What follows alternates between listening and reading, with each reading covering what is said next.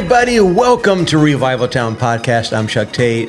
That's Andy King. Hey, mate. How are you doing? I'm doing good. I'm kind of bummed that summer is coming to a close. Oh, you I love fall, though. But yeah, fall's coming, and I am definitely a fall guy compared to the summer. The summer heat. You like the heat, don't you? I sometimes like the heat. I like a dry heat.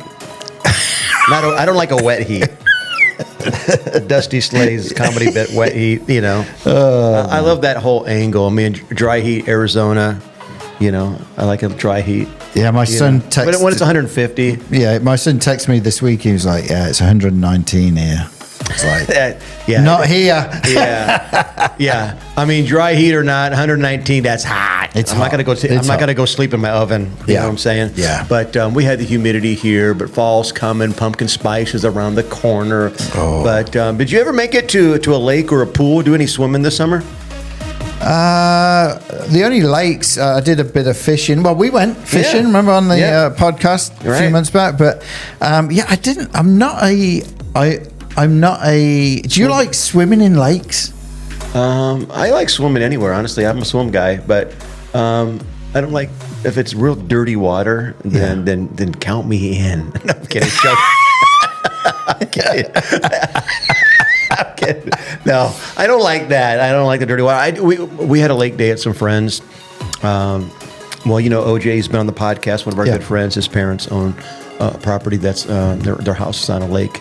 The Pekin area, and we had a blast. We did some tubing, and both kids went. Their boyfriend, girlfriend went, and they had grilled out steaks for us, and it was great. They had a pontoon boat. We did a little lake cruise, but then they have a couple of jet skis. Oh, and we were jet skiing and we were tubing, and this is funny. So, Ashton's girlfriend Liv. Her first time driving a jet ski. She's wild, man. You know her. Yeah. And I mean, she knocked Ashton off the jet ski. He was on the back. Yeah, it was crazy. And then I tried tubing. Yeah. And we hit a wake, and I went flying off that thing, and I hit the water like this, mate. I had a stomach ache for about 3 hours.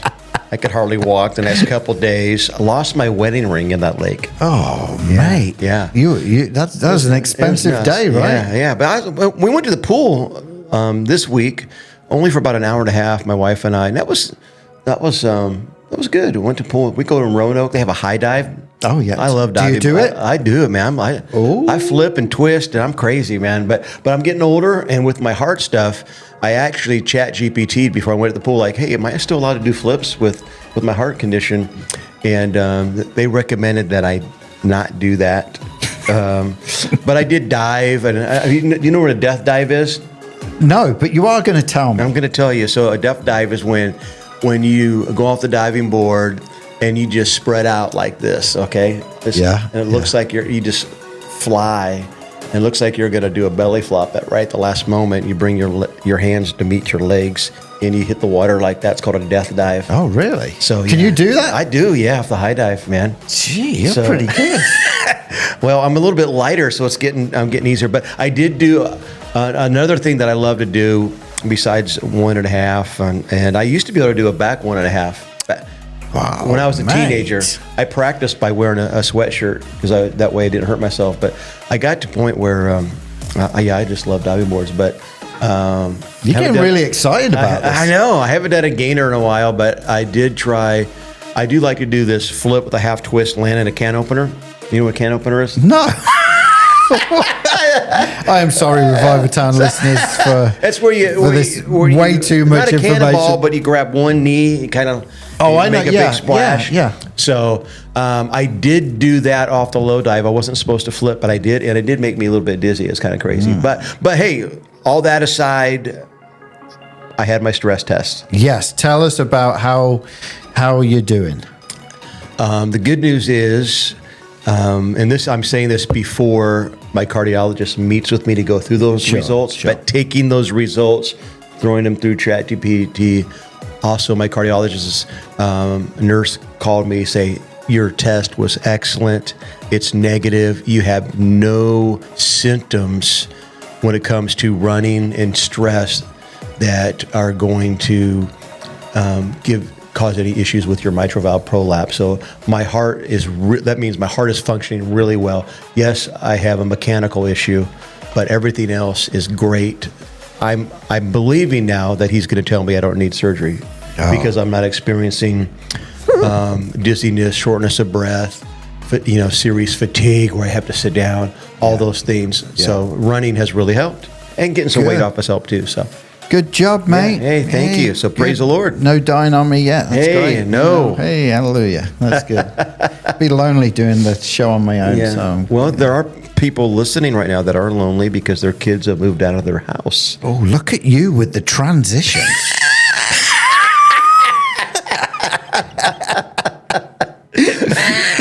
How's that for a flip and a half twist? But no, this is a great conversation. Really good conversation. Yeah, I like Pamela. Yeah. So I know our audience is going to love her too. Yeah. You're in for a treat today. I'm not going to even talk about what's about to happen.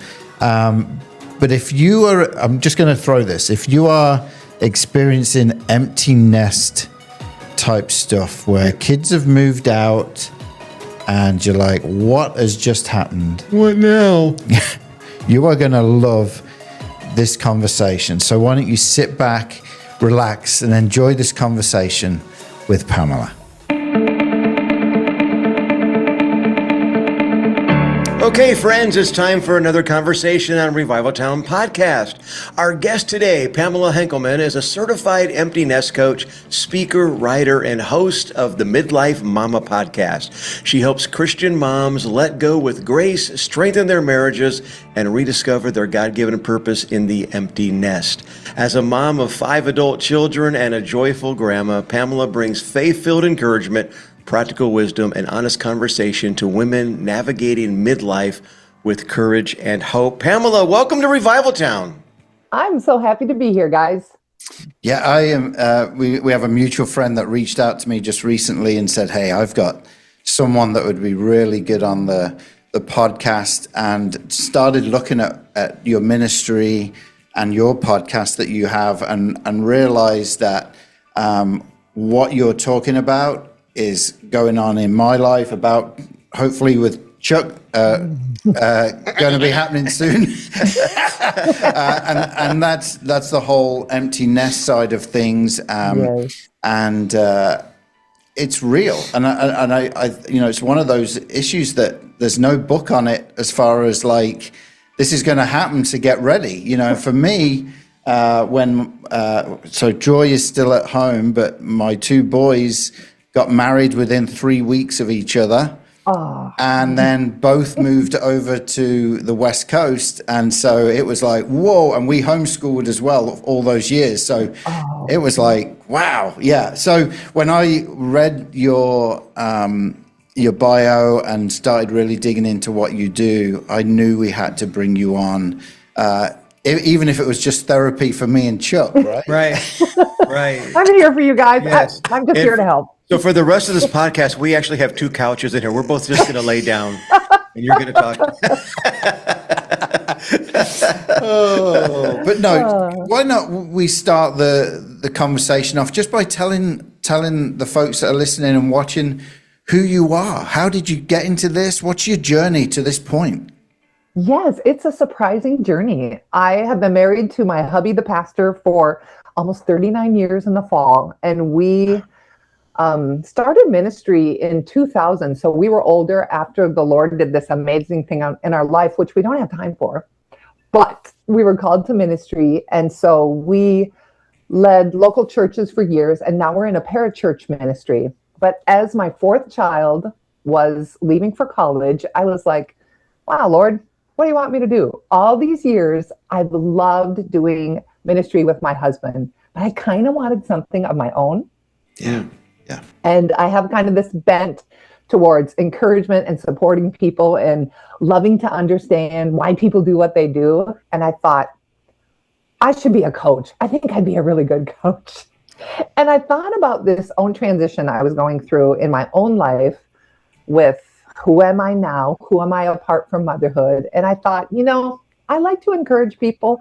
I should just start a blog. So I started a blog. Did I ever write? Never. Didn't know anything about writing, but I'm like, it can't be that hard. And I started encouraging. And then I joined a little online writing conference. And then I went to my first writing conference with friends. And they said, I was just kind of talking about the stream of books that I was going to write. And I said, and one of them is going to be about parenting adult children. And I was talking with a girlfriend. She said, Pamela, I think you just need to rip off the Band-Aid and start talking about it out loud. So I did in 2021. My Instagram, I just sort of did a little shift. I'm like, we're going to talk about this now, because here's the deal. Women, parents, moms and dads are supported so beautifully when we're raising our kids. There are hundreds of books and blogs and resources. And then we get to this phase and the world goes quiet. And we're left wondering, what am I supposed to do now? It's as big of a transition as when we became parents. Would you not agree? Absolutely. Yes. What? Yeah. We're supposed to let go of these babies? Lord, what are you thinking? Yeah.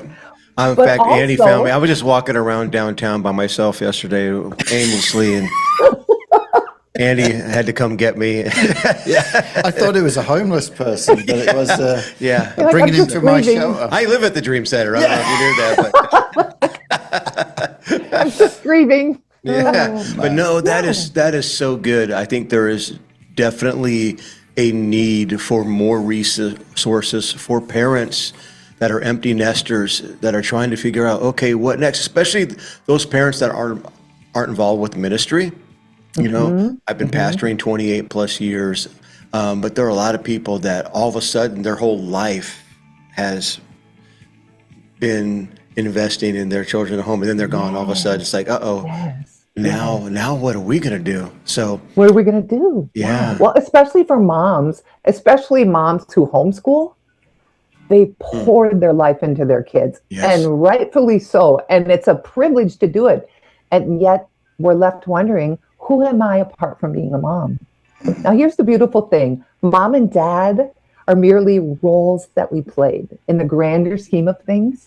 But we are always daughters of God and sons of God. And our identity in Him is everything. And so we have to kind of remind ourselves of our identity, that we're more than just one role, and then start getting curious about that. Well, Lord, how would you use me? What could you do now? That's how I ended up in this, because I was like, I've been momming, active parenting for 30 years. What am I supposed to do now? And look at this beautiful place that the Lord has always had for me that I didn't even know was coming. Yeah, that's right? good. Yeah, right. Absolutely. Well, why don't you take us back to when your house was full, when you had 5 kids at home. What did the Henkelman home look like? It was crazy. It was crazy. I say to my husband, I can't believe that all those years I was responsible for getting 5 children to church every week. How did you abandon me in that? That's so rude.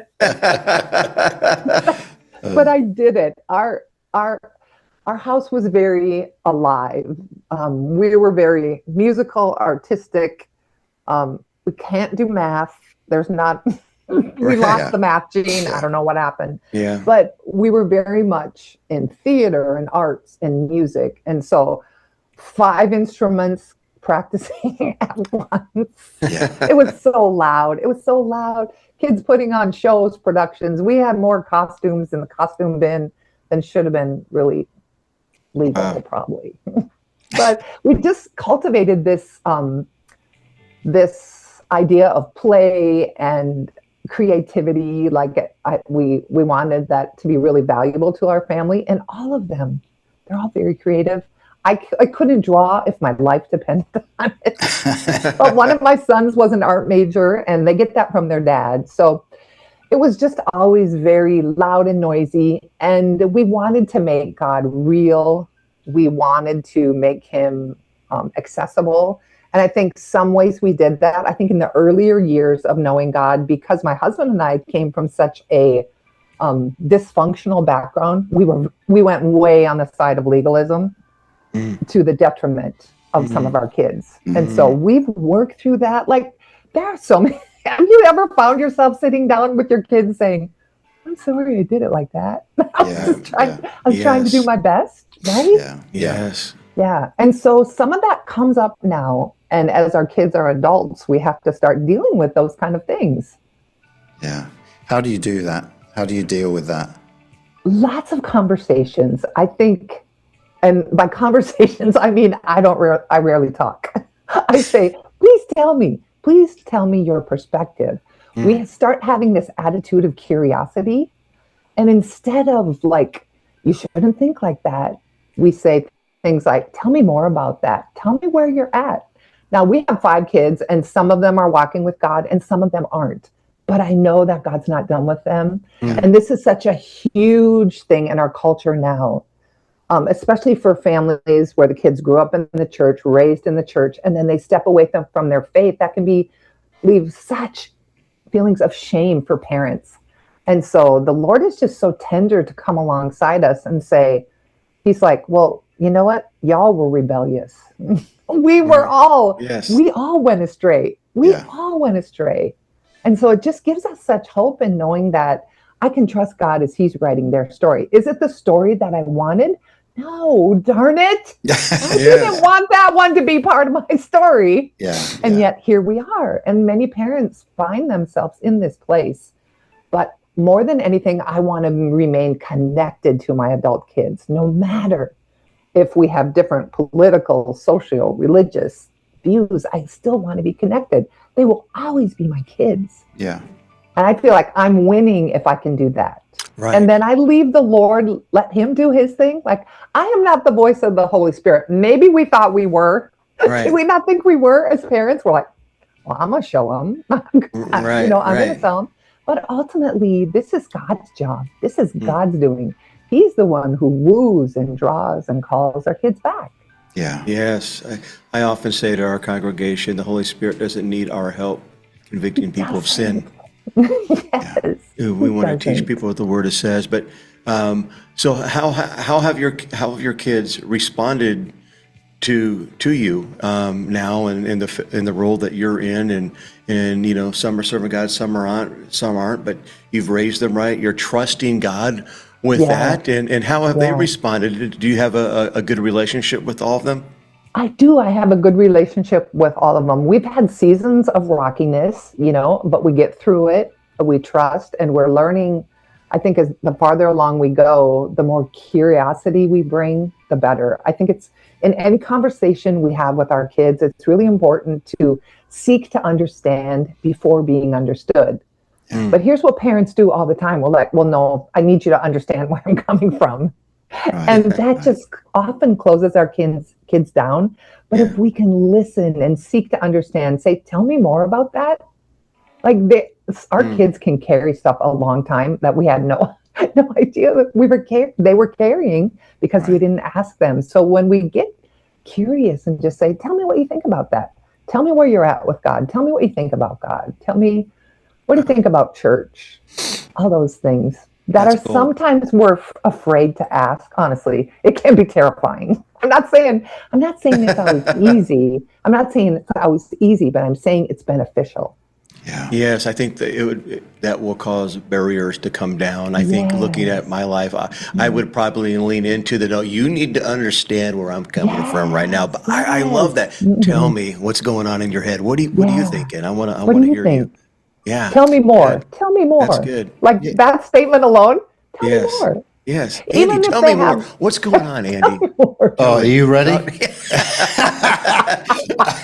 And then when they're done, you say, thank you for sharing that. Even if it felt terrifying for you to receive it, in that moment, it's so important for you to rely on the Lord and say, okay, Lord, I might hear some hard things.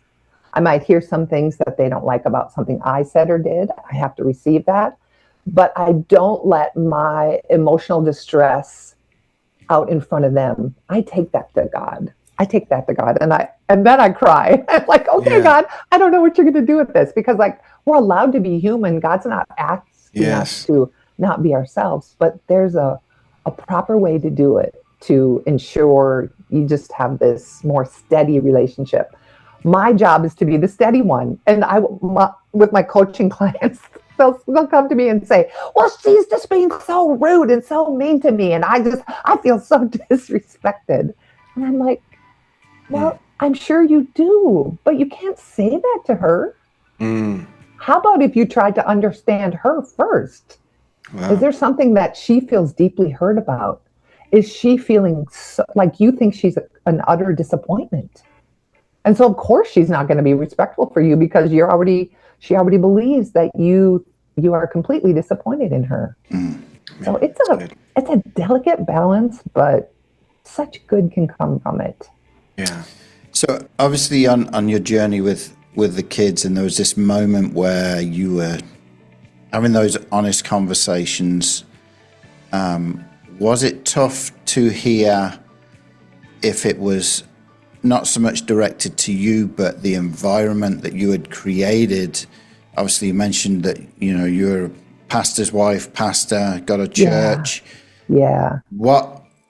Take us through that. Because, personally for me, we've gone through that where we were knee deep in a church and stuff happened, and the collateral was the kids, and then obviously into their adult life, there were great memories at the church, but there was also stuff that they just it's turned them off church. So amen. Walk through that with us on what that's been like, whereas you thought you were doing well, and you were, but there was a different perspective from the kids. Exactly. We've had lots of conversations about this, and I think we like to use this verbiage, well, I was doing the best I could, but that doesn't make them feel seen and heard. So it's good for us to say, I am so sorry that hurt you from the church. I'm so sorry that person said that or did that. That wasn't fair to you. And so through the years, as we've had these conversations, our kids have all said, it wasn't you, Mom and Dad. It wasn't you. It was the church, which, frankly, I'm kind of thankful because that means we did something right, that we could separate. The church wasn't us. And yet, I think some of them still equate the church with God, which is very difficult. So how can we help our kids separate that the church as a body is sometimes very dysfunctional and weird stuff happens and people say and do stupid things because it's a room full of sinners. And yet that's not who God is. That has been the most challenging part, I would say, of them helping to say that God does not equal the church. God loves the church. The church is God's idea, but sometimes even I think God is sad, like the way it functions. Does that make sense? Yeah, right. I think one of the things I think that's helped us is we have never held our kids accountable to the expectations that we haven't agreed to. Because there are people in our churches that have expectations for us and for our kids and how we should raise them and choices they should make. But my wife and I have tried to be intentional about listen, they have their expectations. These are our expectations that we have with you. Good. So I think a lot of parents struggle with that, especially in those that are pastors or in ministry. It's really challenging when there are so many opinions and voices and we know church hurt is real, and a lot of kids who grow up in the church end up not wanting anything to do with the church, and that is a problem. I'm grateful my two kids are still serving, they're involved and want to be present, but I think it's because of that. And I've haven't always done the best job at listening, and I have done my share of approaching things. You need to understand where I'm coming from. But as they've gotten older, I have really tried to be more intentional about, okay, I want you to be honest. Just tell me what are you thinking? What's going on? How do you feel about this? So I know that this conversation is helping a lot of people already.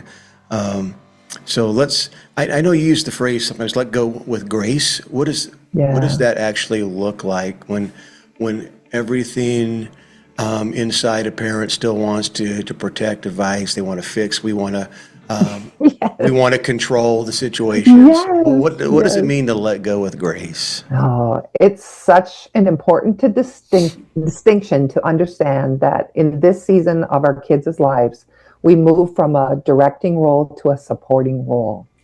And if you get that right, you will do really well. If you don't get that right, it is not going to go well. Our kids do not want to be told what to do, how to do it, when to do it. And that's really hard because that's what our role was. That's what we always did. What do you mean I don't get to do that anymore? And so, as our kids are becoming teenagers, we gradually give them a little more freedom and we see how they do. Well, once they take off for college, like really we're giving them freedom. Like, you mean they don't have to go to class? They don't have to, they get to do whatever they want to do. Now, that's really, really hard, but we have to trust the process. And the grace in it is knowing that we have our union with God that changes everything. Like we can look to God and say, help me to do this. Help me to be more curious.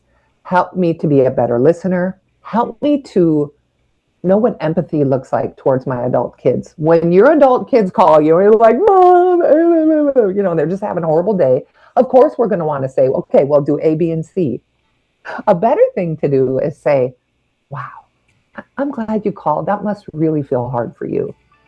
And just offer them empathy. I don't know if you guys ever follow Brene Brown, but she has a little cartoon video about empathy.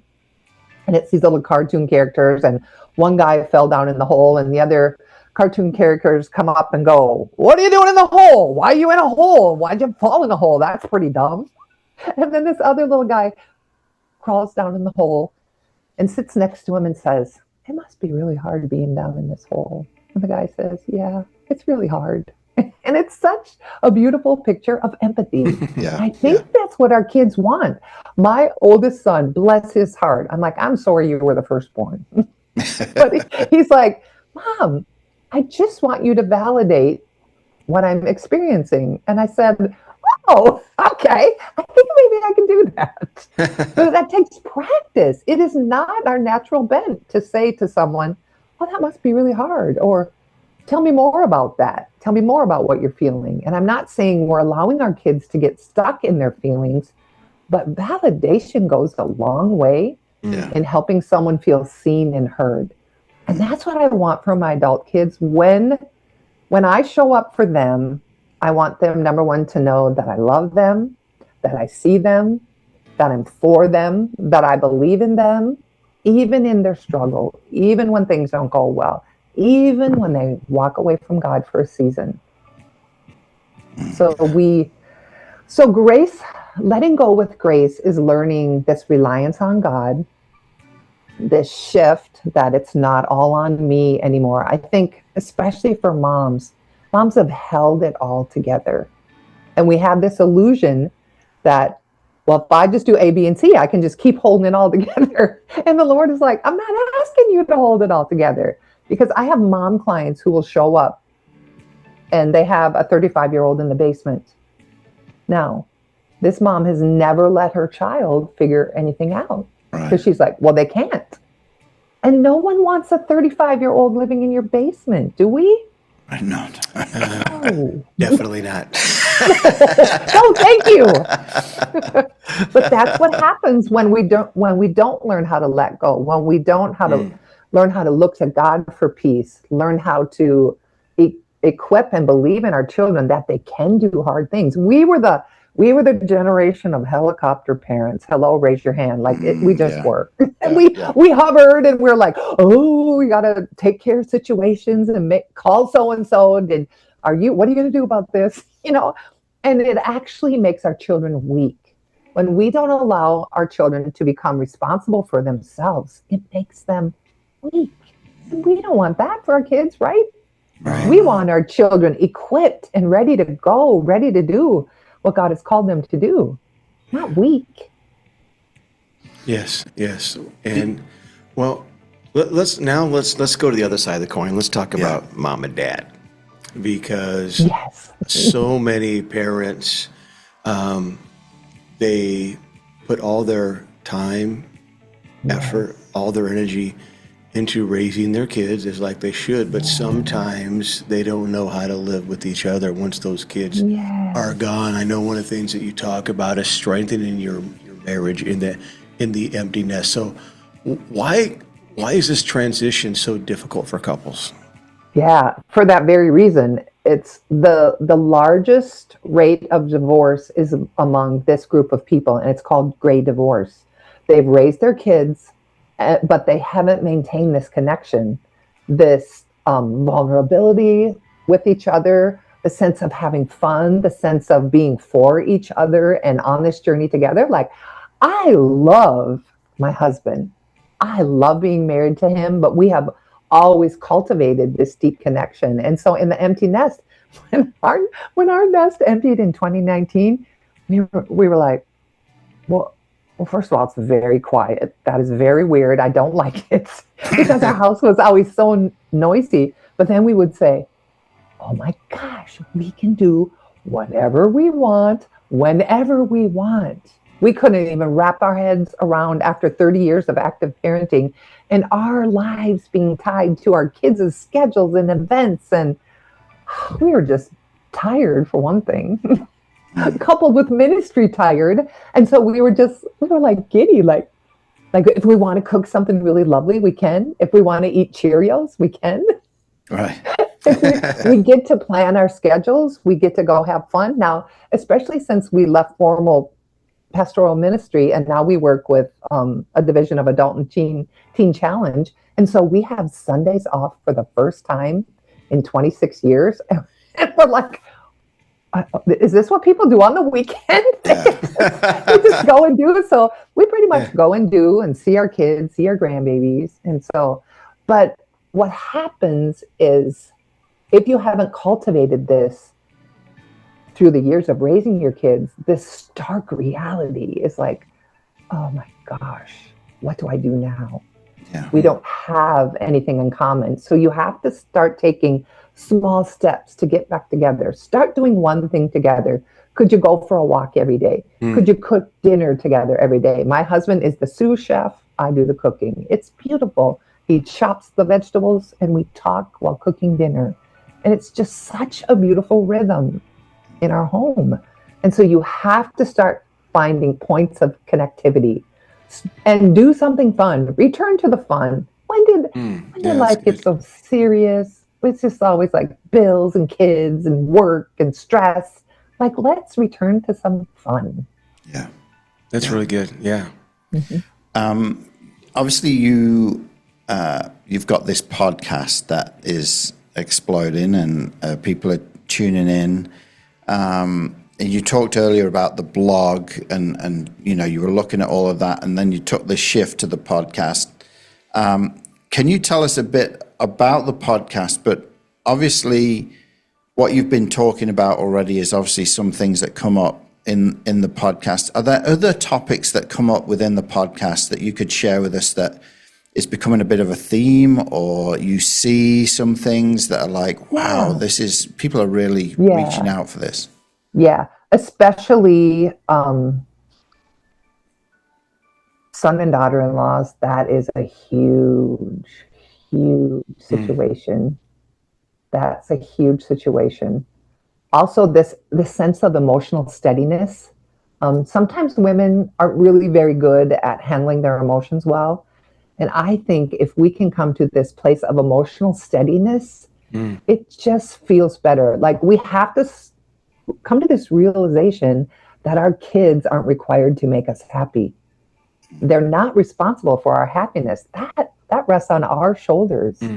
And my relationship with God, my connection with other people, that's where my happiness comes, not whether my child did or didn't answer my text. Not whether my child moved across the country, how dare they, but we have to let them go, right? Not that my child met my expectations. We talk a lot about expectations, especially surrounding the holidays. Oh my gosh, this is so hard for moms. I'm not sure if it's as hard for dads, you can tell me, but moms had this like this is what Christmas looks like. And I just want all my little babies home. Right. And I want them home on Christmas morning at 6 a.m.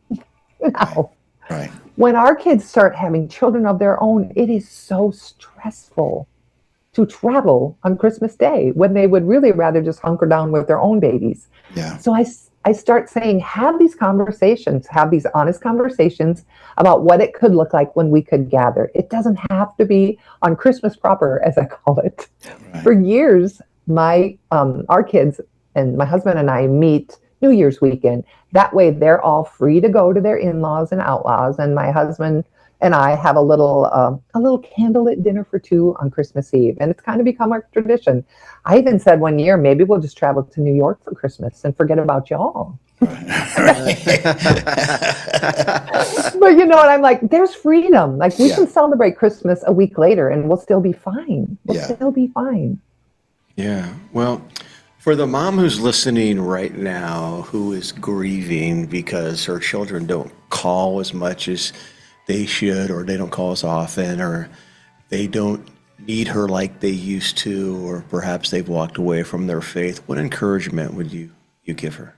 Yeah. Well, first of all, every mom will go through this thing called transitional grief and it happens every time she launches a child. And then especially when her nest is completely empty, it's so quiet. It's just alarming how quiet it is. And so it's so good to just process this grief with God, to name it for what it is. Sometimes women don't really have this level of self-awareness that says, why am I so upset? What is going on? And it's a transition, and you will get through to the other side. There's good, there's hope.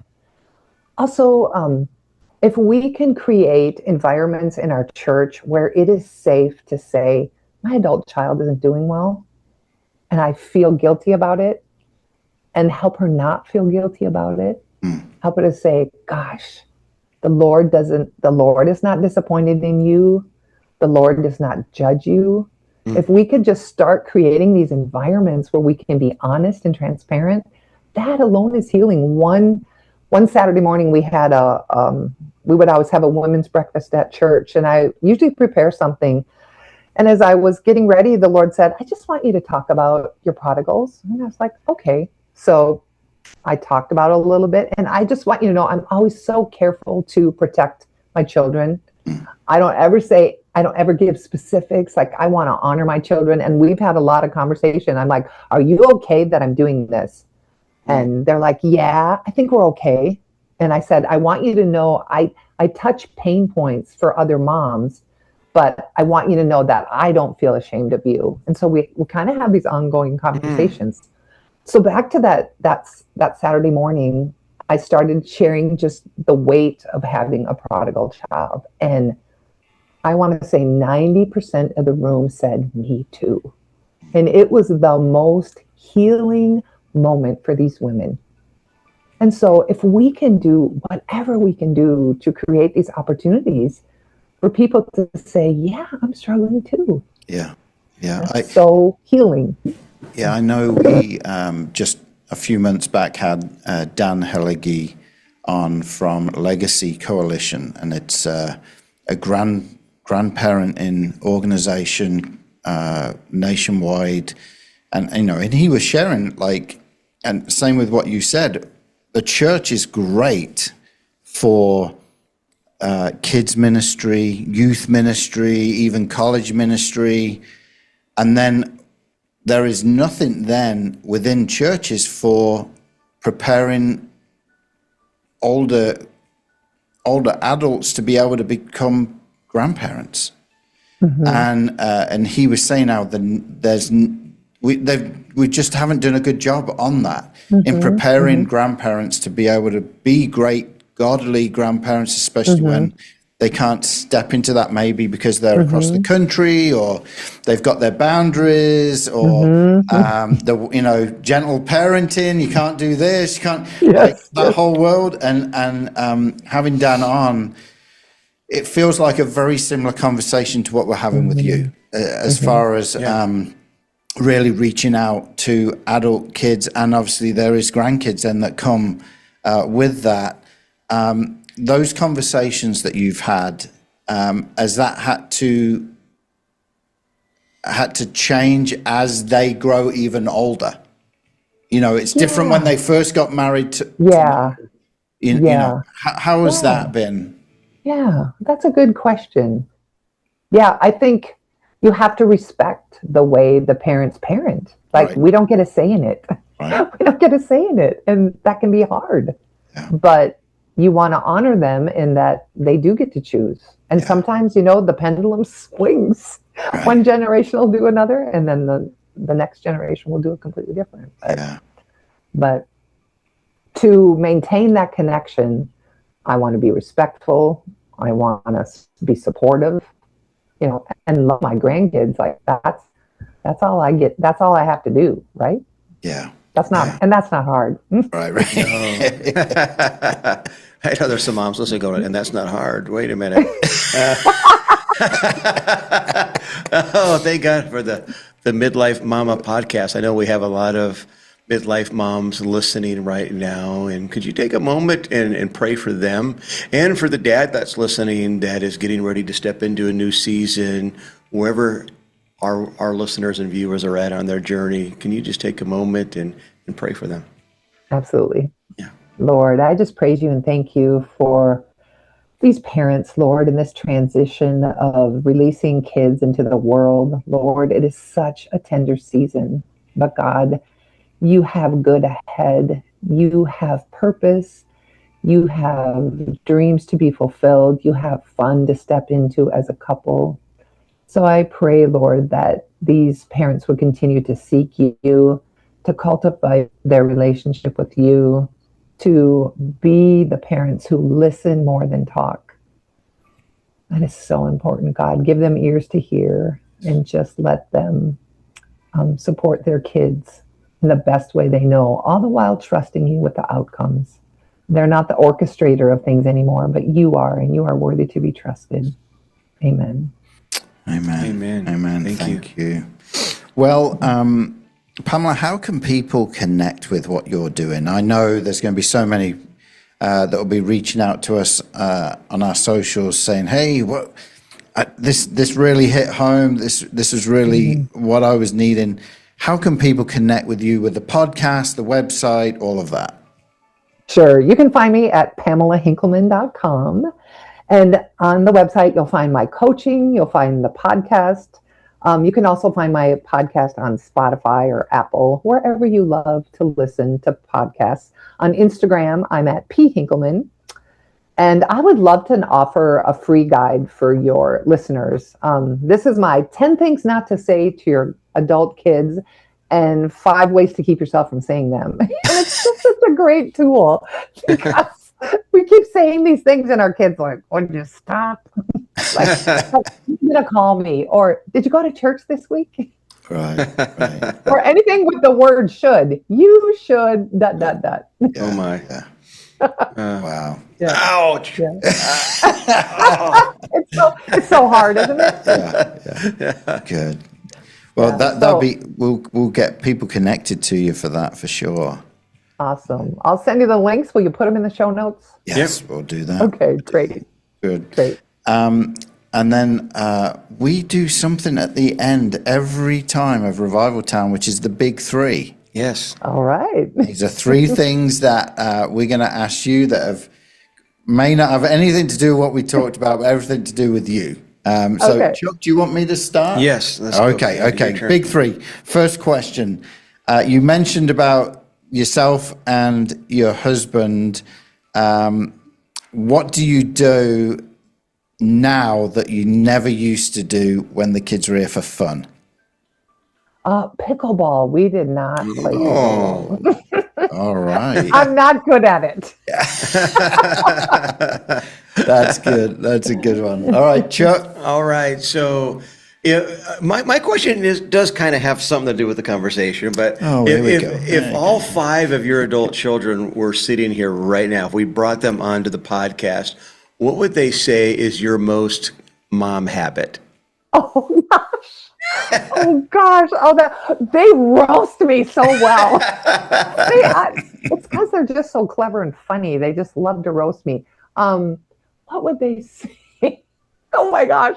Oh, I can't even think. how I mispronounce many words. They roast me every time. I'm like, you guys, I don't know. Like my brain goes faster than my mouth or something. That is fantastic. That's good. That's good. All right, last question of the big three. What is the go-to meal that you and your husband make?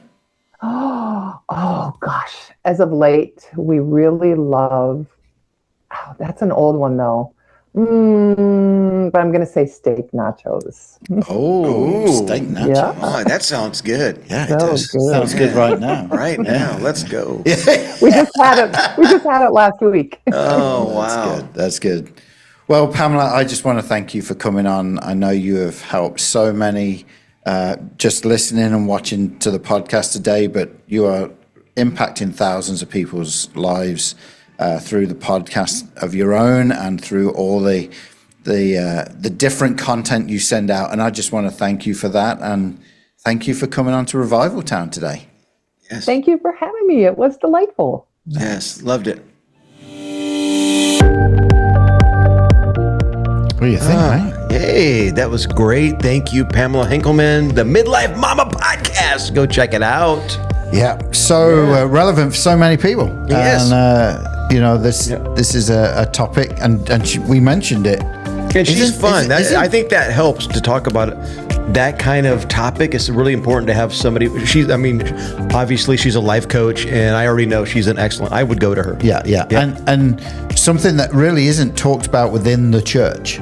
Yeah, true. I think that's a real big area. Yeah, and the fact that she grew up in the church, a husband who was a pastor involved in ministry, that gives her a lot of insight to help people that are in that lane. Yeah. So, good stuff. Well, you know what we haven't done this in a while. It's been a minute. You ready? Yeah, I'm ready. Even my wife lately said, hey, what happened about Tate and Mate? Oh, sorry everyone out there, all the fans, trying to keep everyone happy. Yes. I'm sorry. It's no, okay. So this is where I am going to throw a word, a phrase, or a rhyming Cockney slang. Oh, you got it. You got it. So this is something from England or Britain that isn't said over here.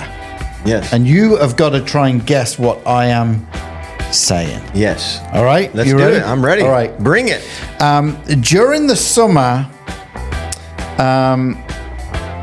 there's a lot of crockles around the country. Crockle. There is a lot of crockles. Grapples. Grockles, sorry. Grockles. Grockle. Grockles. There's a lot of grockles out there, especially in the summer, though? Yeah, especially in the summer. Okay. Grockles. A lot of grockles in the summer. Wow. So this is just a word. This is not rhyming crock. Wow, steady. No, this is not rhyming Cockney Okay, slang. just a word, grockle. A lot of grockles out this summer. Is it a person or is it it's not like an animal or thing. This is a person, right? There's a lot of grockles. Or it's or just it's a thing. There's a lot of grockles. Definitely a lot of grockles. Plural. Yeah. Millions. Millions. Oh, that just threw me. There's a lot of grockles during the summer. How about birds? No. Ducks?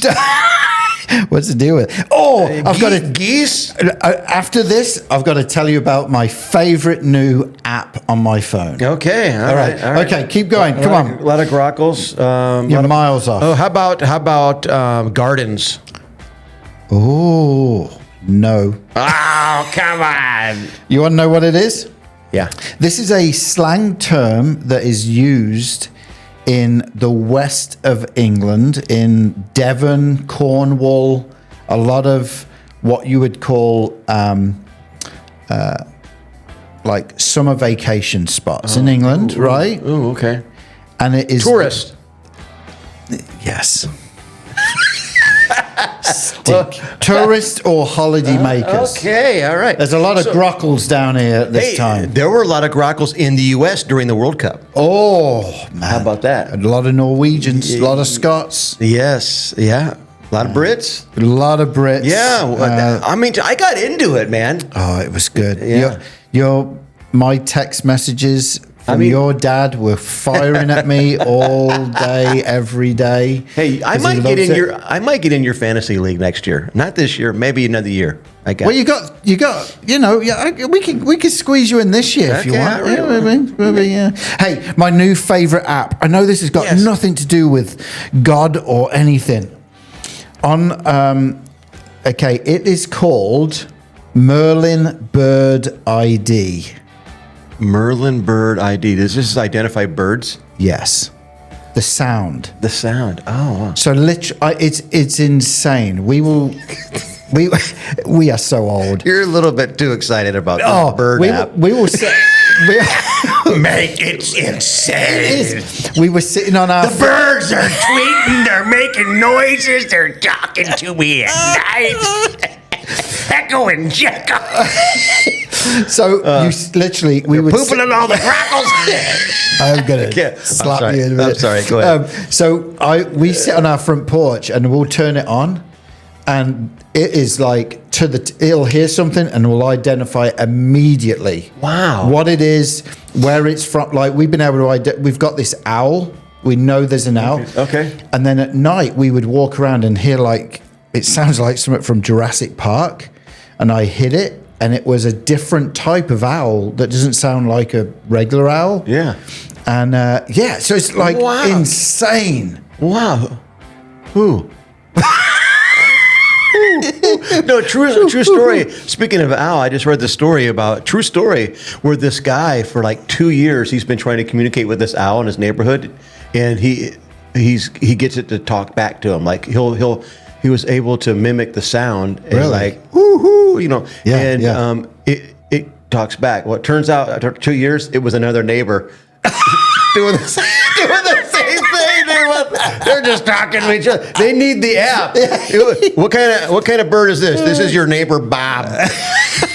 Well, this came out.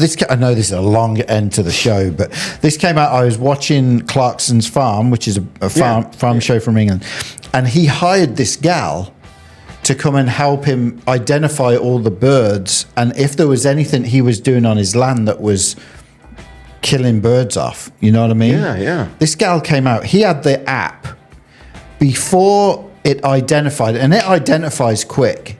This gal was knowing exactly what bird it was. And he's like, how are you doing that? I mean, we're talking... Wow. We're talking like this bird had flown from Africa to this part of England that's not normally there. And he's like, it's just said that. Wow. So I thought, this will be cool. So we're walking, every night we walk the cul-de-sac, me and my wife, and we'll hear a weird bird noise, and I turn it on and... Whoa! I mean, it's okay. Oh, that's fascinating. I know that's a lot. That's an app for the birds. A lot of information there. Sorry, everyone.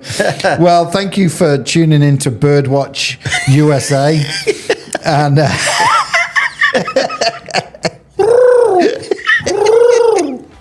hey, I wonder if do that. Wait. I'm going to see if anything comes up. For real? To see if it. Okay. All right. Okay, go.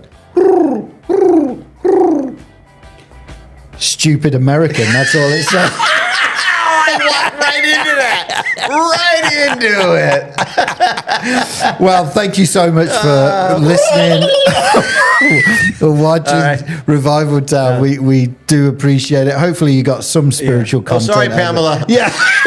Our we bad. just ruined the whole episode. But no, thank you so much for listening, and we will be back same time, same place next week. Yeah. Goodbye. Bye-bye. Thank you for listening to this episode of Revival Town Podcast. Make sure you're following us on social media and remember to subscribe wherever you listen to podcasts. For more information, head on over to revivaltownpodcast.com.